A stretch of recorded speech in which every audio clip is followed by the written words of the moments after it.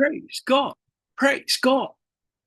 God is good all the time and all the time. God is good. Praise God. Praise God. Isang mapagpalang araw po sa bawat isa. Sa pagkakataong ito, tayo po ay dudulog, lalapit sa ating Diyos na buhay ng may pananampalataya na kung saan may dalawa o tatlo na nagkatipon sa kanyang ngalan. Naroon siya sa kanilang kalagitnaan. Sa araw na ito, tayo po ay dudulog sa Panginoon sa ngalan ng bayan ng Alcantara sa probinsya ng Cebu. Ating hihilingin na maitatag ang altar ng ating manunubos sa bayan ng Alcantara. May mudag sa atong mga kaigsuunan diha sa Visayas ug sa Mindanao. Bisan pa katong atong mga kaigsuunan nga anaa sa Luzon ug sa laing nasod. Dalaygon ang Ginoo sa walay katapusan.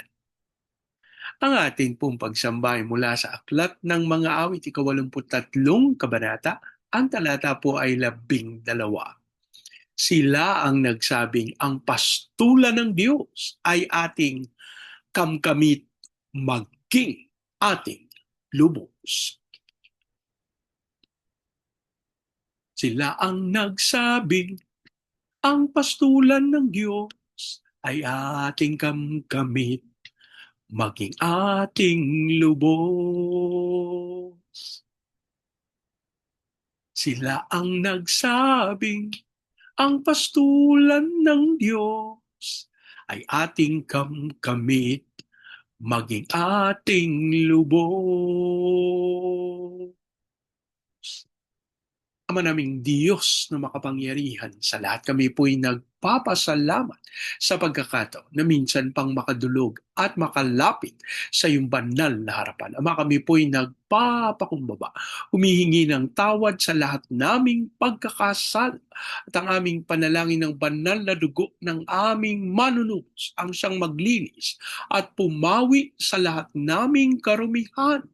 Sa pangalan ni Jesus, habang amin din pong idinudulog sa iyo ang bayan ng Alcantara sa probinsya ng Cebu, ang aming panalangin ng lahat ng altar at lahat ng kasunduan na ginawa sa Alcantara nang hindi ayon sa pangalan ng aming manunubos ay mapawalang isa. Sa pangalan ni Jesus at ang aming hiling sa pangunguna ng iyong Santong Espiritu, maitatag ang altar ng aming manunubos sa bayan ng Alcantara. Maraming salamat po ang aming pag-asa. Tinugon niyo. Tinanggap namin ang aming panalangin sa pangalan ng aming Panginoong Yesus. Amen. Amen. Amen. Amen. Amen. Amen. Praise God. Praise God. Ang ating pong pagbubulay ay mula sa Aklat ng Genesis, 41 kabanata. Ang talata po ay 17 hanggang 24. Sabi ng Faraon, ako raw ay nakatayo sa pangpang ng ilog Nilo.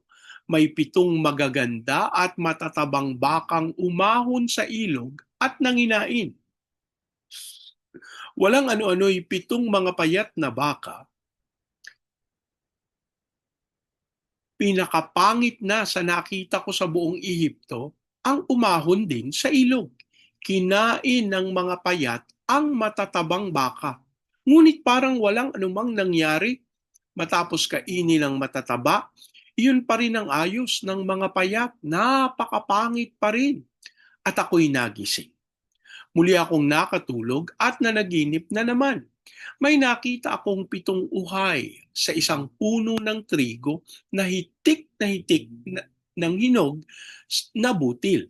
Sa puno ring ito may sumibol na 7 uhay, ngunit lanta, napakapayat ng mga butil at tinuyo ng hanging silangan. Kinain ng mga payat na uhay ang matataba.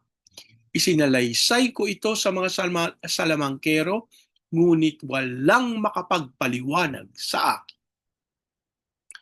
Ang Diyos po ang magpala ng kanyang buhay at makapangyarihang salita. Sa bahagi pong ito ng banal na kasulatan ay nagsalaysay na ang Faraon patungkol sa panaginip na kanyang nakita. Ano po? Yung kanyang napanaginipan.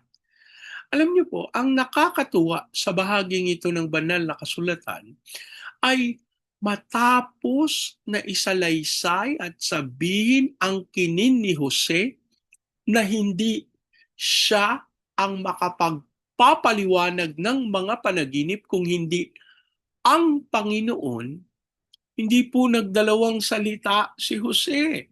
Ang Faraon po ay naging bukas ang puso at kaisipan upang ipahayag yung kanyang napanaginipan.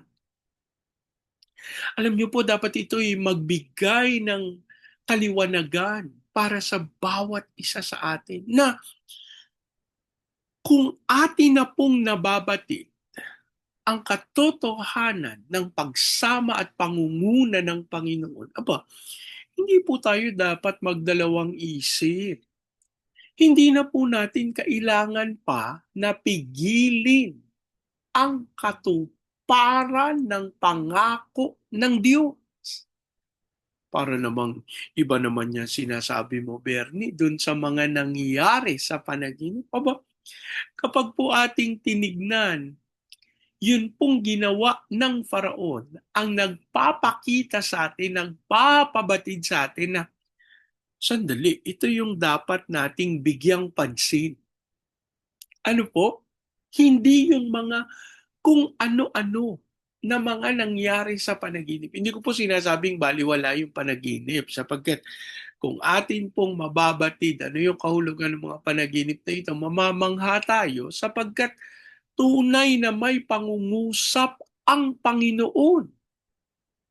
Pero ang gusto ko pong tignan natin at bigyang pansin ay yung kahandaan at yung buong kalooban ng Faraon para ipahayag yung kanyang panaginip.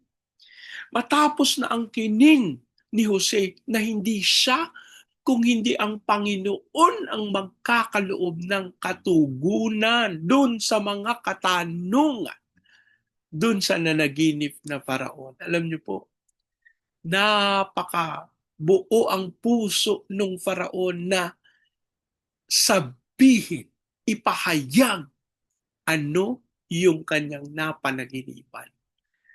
Mga kapatid, ang bawat isa po sa atin ay tinatawag ng Panginoon upang ating ganapin at tuparin ang kanyang kalooban.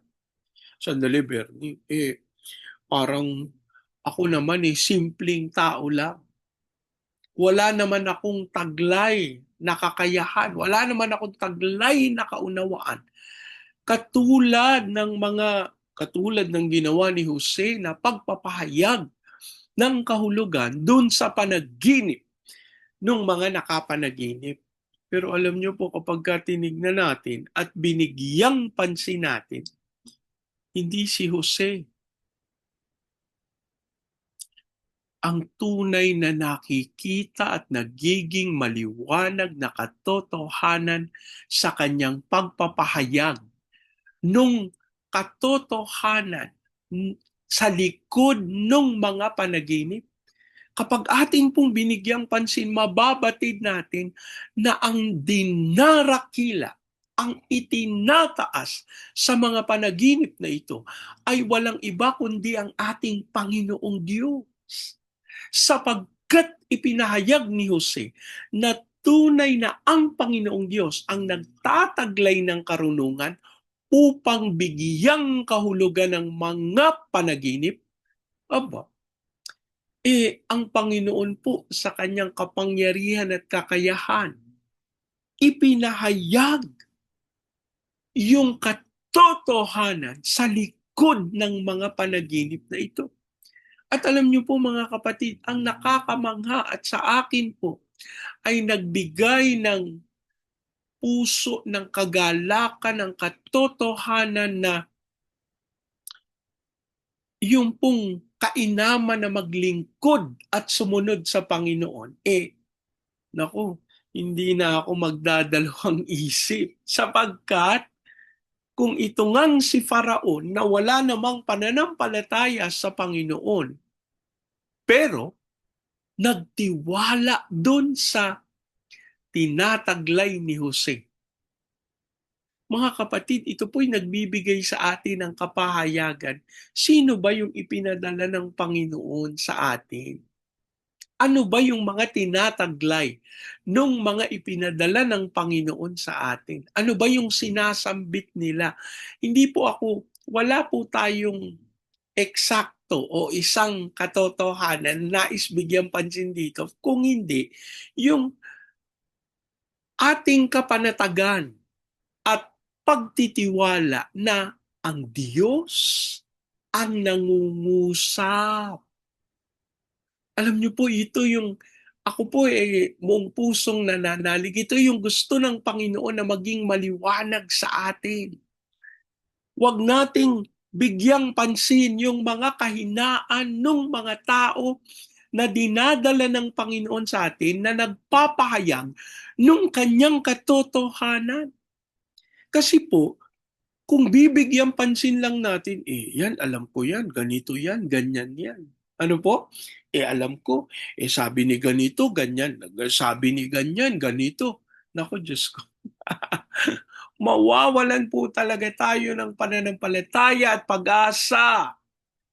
Paano po natin tatanggapin ang katotohanan ng Panginoon kung ang laman ng ating puso't kaisipan puro pagdududa?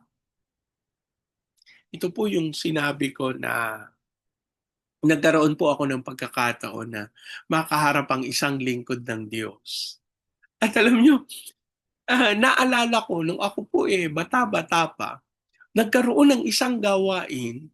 Ang gawain po ay magaganap sa gabi. Pero umaga pa lang, ipinatawag niya, kasi siya po yung mangunguna dun sa gawain, ipinatawag niya yung lahat ng mga makikibahagi para sa pagpapahayag ng salita ng Diyos. Ang sabi niya, nung ako'y nananalangin sa Panginoon, nagpahayag ang Diyos na hindi marapat na tayo'y maglilingkod sa Kanya mamayang gabi, umaga po, nung pinatawag niya kami, mamayang gabi, at tayo'y may tinataglay sa ating mga puso na hindi karapat-dapat.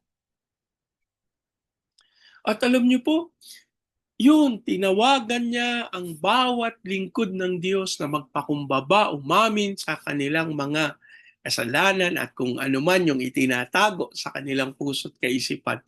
Alam niyo po, namangha ako sapagkat pagdating ng pagpapahayag ng salita ng Diyos pagkagabi, napakamakapangyarihan nung naganap na pagkilos ng ating Diyos na buhay. At alam niyo po, ito'y nagpapahayag ng katotohanan na hindi yung mga tao, hindi yung lingkod ng Diyos ang mahalaga, kung hindi higit sa lahat yung pagsunod.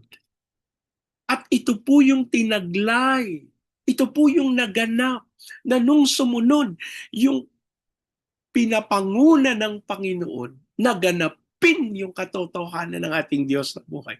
Alam niyo po, bumaba yung espiritu at kapangyarihan ng Diyos sa pagkakataon na ipinahayag ang kanyang salita. At nais ko pong anyayahan ang bawat isa sa katotohanan ito. Huwag nating ituon ang ating mga pansin doon sa tao na mangangaral ng salita ng Diyos. Gawain po, katatapos lamang po ng ating pagsisilbi sa Panginoon sa kanyang gawain. Ano po? Huwag nating ituon yung pansin natin. Alam ko ganito yan. Alam ko ganyan yan. Yung mga kahinaan ng mga naglilingkod sa Panginoon, baliwalain po natin yun. Sapagkat higit sa lahat, ang nais ng Diyos na ating bigyang pansin ay yung katotohanan na ipinapahayag. Sapagkat ito po yung magiging pagpapala sa atin. Kahit na sino man ang maghahatid nito. Kaya ngayon pong oras na ito, kung meron tayong pagdududa, kung meron tayong pag-aalala doon sa mga ginagamit ng Panginoon na tagapagpahayag ng kanyang salita sa pangalan ni Jesus, hilingin natin sa Panginoon na ito'y mapawi sa ating puso at kaisipan, kung hindi ang manatili sa atin ang pag-asa, ang pananampalataya na ang salita ng Diyos ay buhay at makapangyarihan at ito ang ating tataglayin. Manalangin po tayo. Ama naming Diyos na makapangyarihan sa lahat, kami po ay labis na nagpapasalamat sa inyong pagkakaloob ng katotohanan ng aming pangangailangan na ituon ang aming mga pansin, hindi sa mga tagapaglingkod, kung hindi sa inyo na nagkakaloob ng katotohanan upang kami ay ipabatid ang iyong kalooban. Lord, ang aming panalangin, turuan mo kami na ang iyong aming pansin ay matuod sa iyong pagmamahal, sa iyong karunungan, at sa iyong ginagawa para sa aming mga buhay. At hayaan mo din po na aming idulog sa iyo yung aming mga pinapakinggan na mga lingkod mo. Ang aming panalangin sila'y patuloy na patatagin, bantayan, ingatan, at kalooban ng kapahayagan. Sa ganitong paraan, mababatid namin ang iyong katotohanan at kami lalakad sa iyong katwiran. Maraming salamat po at kami nananalig, Amang Diyos, sa aming patuloy na pagsunod at pagganap ng iyong naisin, tagumpay ang aming tinanggap. Amin din pong idinudulog sa iyo ang bayan ng Alcantara sa probinsya ng Cebu. Ang aming panalangin, ikaw pong magkaloob ng pagkakaisa sa katawan ng aming Panginoong Jesucristo sa bayan ng Alcantara.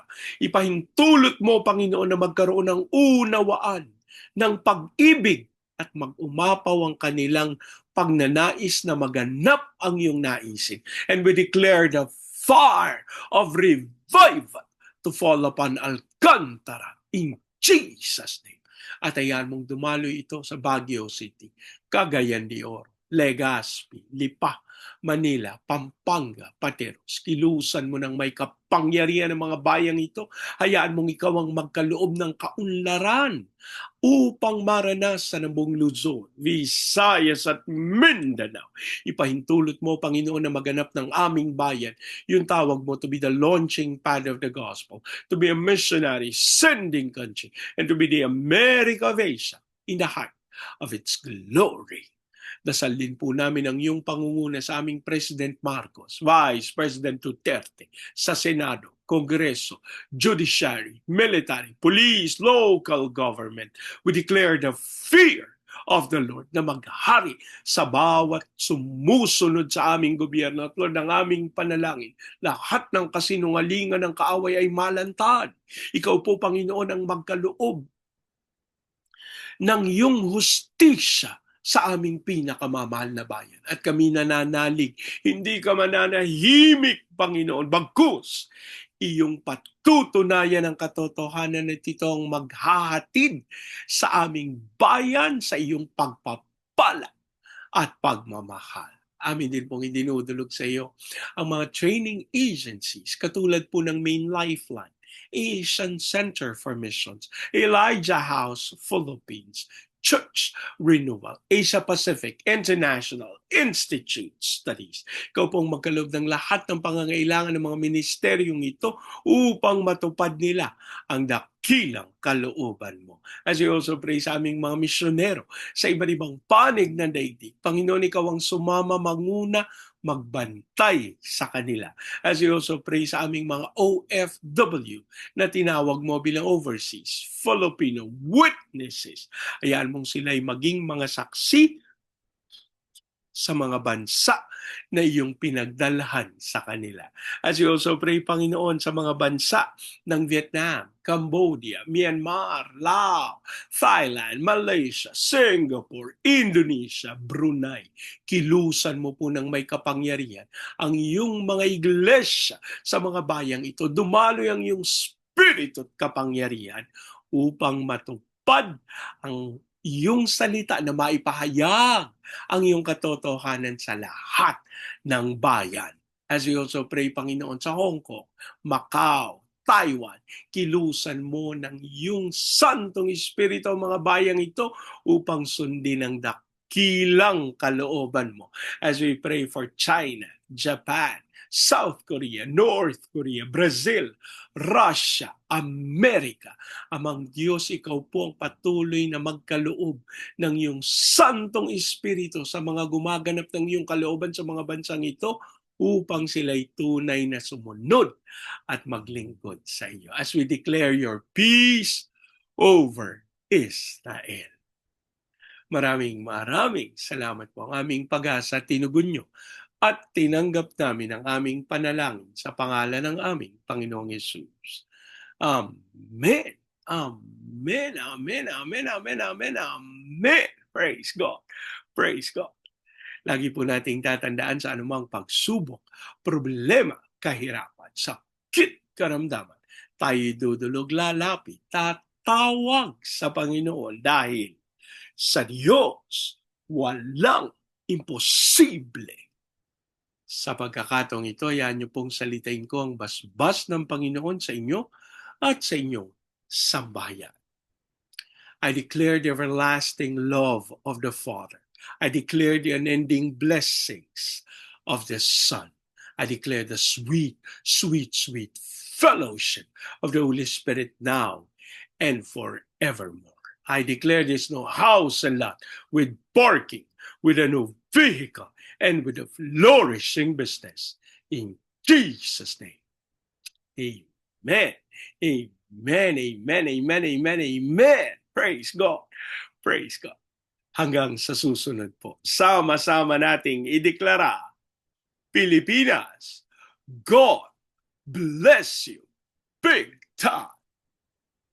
And so we declare, to God be all the glory in Jesus' name. Amen. Amen. Amen. Amen. Amen. Amen. Amen. Praise God. Praise God.